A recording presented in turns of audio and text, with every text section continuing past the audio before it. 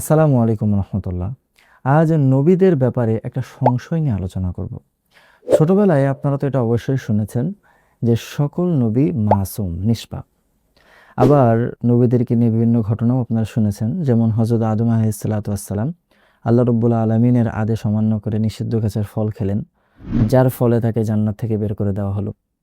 হযরত ইউনূস আলাইহিসসালাম আল্লাহর আদেশের অপেক্ষা না করেই তার জাতিকে ছেড়ে চলে গেলেন, যার ফলে তাকে মাছের পেটে যেতে হলো। এরকম নবীদের নিয়ে বিভিন্ন ঘটনা আমরা শুনেছি, এবং এই সমস্ত ঘটনা এগুলা কিন্তু কোরআনে বর্ণিত ঘটনা। তাহলে স্বাভাবিকভাবে একটা প্রশ্ন আসতেই পারে যে তাহলে কি নবীগণ আসলেই নিষ্পাপ, তারা কি মাসুম? আজকের পর্বে আমরা এই বিষয়টাই জানার চেষ্টা করব যে নবীগণ কি আসলেই মাসুম, আর কোরআনে বর্ণিত এই সমস্ত ঘটনার আসল ব্যাখ্যা কি। প্রথমে একটা বিষয় ক্লিয়ার করি, আমাদের আজকের টপিকটা কিন্তু ইসমাতুল আম্বিয়া নিয়ে। ইসমাতুল আম্বিয়া কি? ইসমাতুল আম্বিয়া হচ্ছে নবীদের ক্ষেত্রে একটা বিশেষ বৈশিষ্ট্য। এর বদৌলতে তারা ছোট বড় সকল প্রকার গুনাহ থেকে পবিত্র থাকে। এখন এই ইসমাতুল আম্বিয়া কি নবীদের ক্ষেত্রে আসলে দরকার ছিল? নবীদের কি সিনলেসনেসের এই বৈশিষ্ট্যটা থাকা জরুরি ছিল? হ্যাঁ, ছিল, অবভিয়াসলি ছিল। তার কারণ নবী জীবনের একমাত্র উদ্দেশ্য কি? আল্লাহ রাব্বুল আলামিনের দ্বীন প্রতিষ্ঠা করা আর মানুষকে সঠিক পথ দেখানো, পথহারা মানুষকে পথের দিশা দেওয়া। এখন নবীরা নিজেরাই যদি পথহারা হন, তারা যদি নিজেরাই গুনাহে জর্জরিত হন, সাধারণ মানুষ তাদের কথা শুনবে? তাদের দেখানো পথে যাবে? যাবে না। আপনার চুল পড়ার সমস্যা নিয়ে একজন ডাক্তারের কাছে গেলেন, গিয়ে দেখলেন ডাক্তারের নিজের মাথায় চুল নাই। আপনি তার কাছে চিকিৎসা নেবেন? নেবেন না। কেন নেবেন না? তার কারণ তার প্রতি আপনার আস্থাটা আর নাই। এখানেও সেম কথা। নবীগণ যদি বিভিন্ন গুনাহে জড়িত থাকতো, তাদের যদি চারিত্রিক বিভিন্ন সমস্যা থাকতো, সাধারণ মানুষ তার কথা শুনতো না, তার কথায় বিশ্বাস করতো না, তারা সর্বসাধারণের আস্থার উৎস হতো না। আর এটা যদি না হয়, তাহলে আল্লাহ রাব্বুল আলামিনের দ্বীন প্রতিষ্ঠাও সম্ভব ছিল না। এই কারণে আল্লাহ রাব্বুল আলামিন সকল নবীদেরকে এই বিশেষ প্রোটোকল দান করেছিলেন। এখন তাহলে আমাদের সেই গোড়ার কথা, যে তাহলে কোরআনে বর্ণিত নবীদের যে ভুলের আলোচনা করা হয়েছে, এটার ব্যাখ্যা কি? আসেন এটার ব্যাখ্যা জানি। আপনি কোরআনে বর্ণিত সমস্ত ঘটনা যদি ভালোভাবে পর্যবেক্ষণ করেন, একটা কমন বিষয় পাবেন। সেটা হচ্ছে তারা যে ভুলগুলা করেছেন, এই ভুলগুলা ছিল ইজতিহাদি ভুল। ইজতিহাদি ভুল কাকে বলে? যে একটা সিচুয়েশন সামনে আসছে যার ব্যাপারে স্পষ্ট কোনো বিধি নিষেধ আল্লাহ রাব্বুল আলামিনের পক্ষ থেকে নেই, কিংবা থাকলেও সেটা এই সিচুয়েশনের জন্য কিনা আপনি বুঝতেছেন না। তো আপনি গবেষণা করলেন, অ্যানালাইজ করলেন, রিসার্চ করলেন, করার পরে আপনার মনে হলো যে এই সিচুয়েশনের জন্য এই কাজটাই হয়তো সঠিক। এবং আপনার এই অ্যানালাইজ রিসার্চের একমাত্র উদ্দেশ্য হচ্ছে যাতে আপনি সঠিক কাজটা করতে পারেন, এমন কাজ করতে পারেন যে আল্লাহ আপনার উপরে অসন্তুষ্ট হবে না। তো এই যে আপনি রিসার্চটা করলেন, এটা হচ্ছে ইজতিহাদ। এই ইজতিহাদের ক্ষেত্রে মূলনীতি হলো কোনো ব্যক্তি যদি ইজতিহাদ করে সঠিক সিদ্ধান্ত দিতে পারে, তাহলে সে দুইটা সওয়াবের অধিকারী হয়। আর যদি কোনো কারণে ভুল সিদ্ধান্ত দিয়েও দেয়, তখনও সে কোনো গুনাহের সম্মুখীন হয় না, বরং তখন একটা সওয়াব সে পায়। এখন হযরত আদম আলাইহিসসালামের ঘটনাটা লক্ষ্য করুন। আল্লাহ রাব্বুল আলামিন তাকে জান্নাতে দিলেন এবং বললেন, খবরদার এই ফল যেন খাবে না। একটা দীর্ঘ সময় পর্যন্ত আল্লাহ রাব্বুল আলামিনের এই আদেশ আদম আলাইহিসসালাম পালন করলেন এবং তিনি সে ফল থেকে দূরে থাকলেন। এরপর হঠাৎ একদিন কি হলো? শয়তান তার বন্ধু সেজে আসলো। এসে তাকে বিভিন্ন কথার ফাঁকে ফাঁকে একটা বুঝ দিল যে দেখো, তোমরা তো যখন জান্নাতে প্রথম আসছিলা, তোমার দেহটা জান্নাতের সাথে ম্যাচ হচ্ছিল না। এই জন্য আল্লাহ রাব্বুল আলামিন তোমাকে ওই নির্দিষ্ট গাছের ফল খেতে নিষেধ করেছিলেন, যে ওটা খেলে তোমার শরীর ভেঙে যাবে। কিন্তু এখন তো দীর্ঘ সময় পার হয়ে গিয়েছে, এখন এই ফল তোমার শরীরের জন্য আর ক্ষতিকর না। তো এখন যদি তুমি চাও, সমস্ত ফলের পাশাপাশি এই ফলটাও খেতে পারো। হযরত আদম আলাইহিসসালাম যখন এই কথাটা শুনলেন, তখন তার কাছেও মনে হলো যে আল্লাহর এই আদেশটা মনে হয় আসলেই সাময়িক, চিরকালের জন্য না। আমার তখন নতুন নতুন জান্নাতে আসা, জান্নাতের পরিবেশ আমি বুঝে উঠতে পারবো না। কিন্তু এখন তো আমি পরিপূর্ণ ম্যাচ হয়ে গিয়েছি জান্নাতের সাথে। তো এখন আমি সব কিছুই খেতে পারি, সব কিছুই আমার জন্য উন্মুক্ত। তো এটা মনে করে তিনি সে ফলটা খেলেন।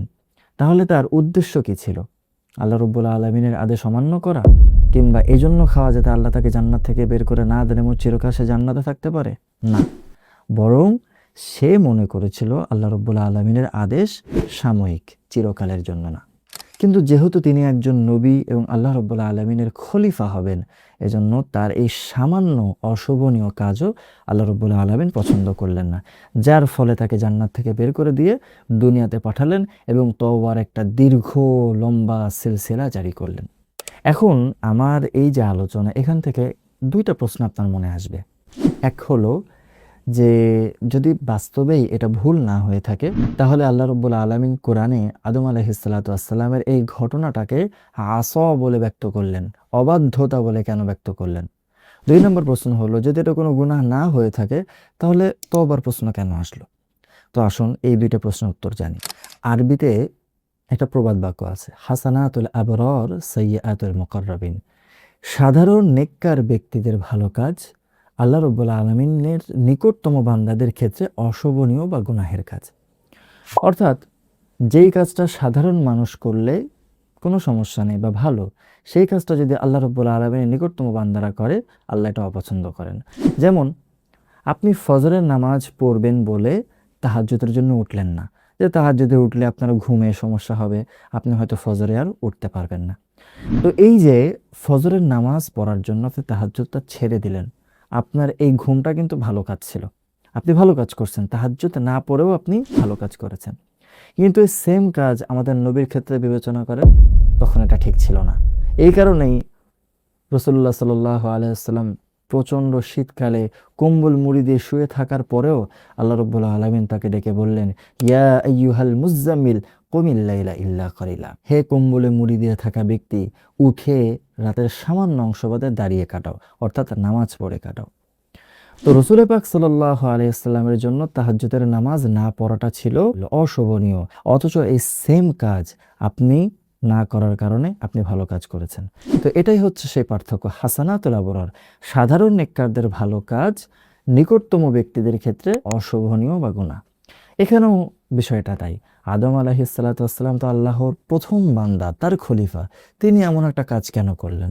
আল্লাহ রাব্বুল আলামিন এই জন্য তাকে শাস্তি দিলেন এবং দুনিয়াতে তাকে পাঠিয়ে দিলেন, জান্নাত থেকে বের করে দিলেন। এই জন্য না যে তিনি গুনাহ করেছেন।